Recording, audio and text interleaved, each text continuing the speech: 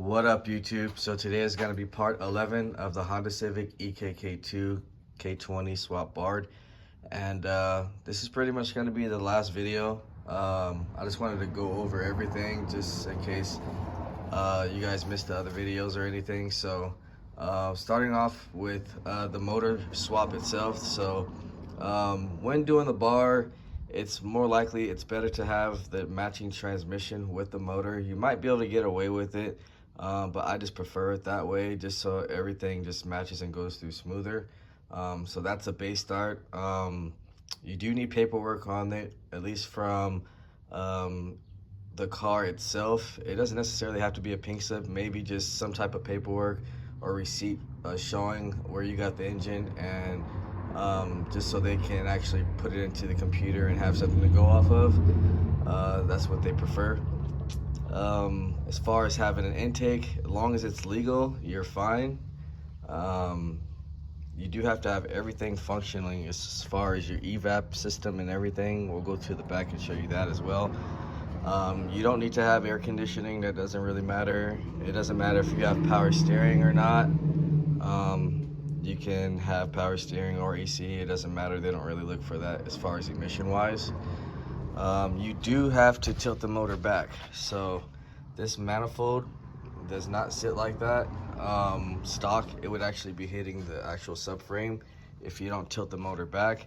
I prefer Hasport mounts just because they always work perfect every time I've done it with the tilt, and they have a lot more adjustments on their mounts. So it just seems like they're the best mounts to go with. So you do need a cat from Walker. You might be able to get away with the stock one, but they actually want to see the numbers, and the stock ones don't. So I don't know why they don't allow the stock ones, but that's what they will tell you. And or at least from the BARDs that I've gone to. So as far as that, you do need to have a stock ECU. No Honda, it has to be running. You can use the k20 immobilizer kit, which will take off the communication code, which you can't have any check engine lights. And you will get rid of the immobilizer itself, so you don't have to worry about that. Let's go to pretty much what you really have to do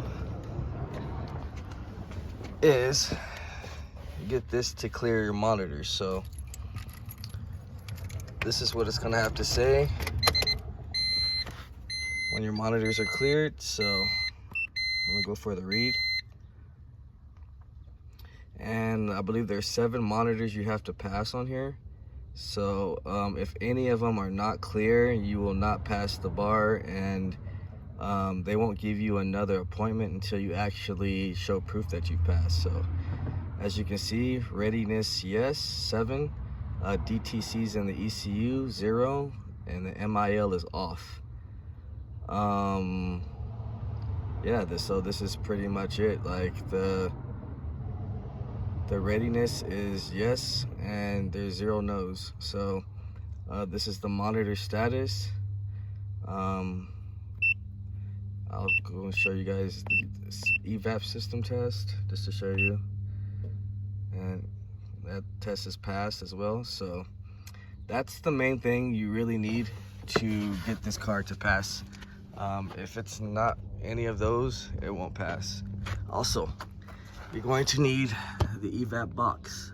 So this is the EVAP box, and this is the gas tank. The gas tank does hang super low, so I mean, most people, after they do get the bar done, go back to stock, and then they can modify their engine, etc. Other than that, I mean, it's pretty basic. Only really thing aftermarket you can really use is the intake, and then obviously the mounts, because that's what you need to use. But other than that, it's pretty a much straightforward thing. You don't really have to, all you have to do is wire up the EVAP system and tilt the engine. Basically, it's not too bad, but it does take time, and when the motor is tilted, things don't fit as good. So this AC is actually hitting against the pump right there, and so that kind of sucks. Also, if you're using like a half-size radiator, you just make sure you get a fan kit. I'm not sure if you really need this. You could probably just ground the fan, but I don't think they might not want it wired up like that, so the best way is just to make sure you have that.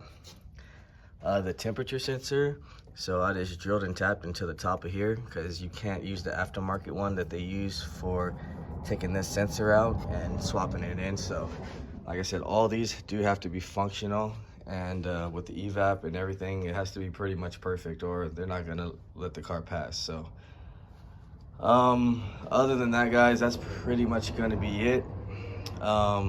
This car should be leaving tomorrow. Pretty much I'm just gonna clean everything up, get it ready for the customer, and that's it. This car will be gone off the channel and on to the next. So if you haven't, like, share, subscribe, comment, let me know what you guys think, and I'll see you guys on the next video.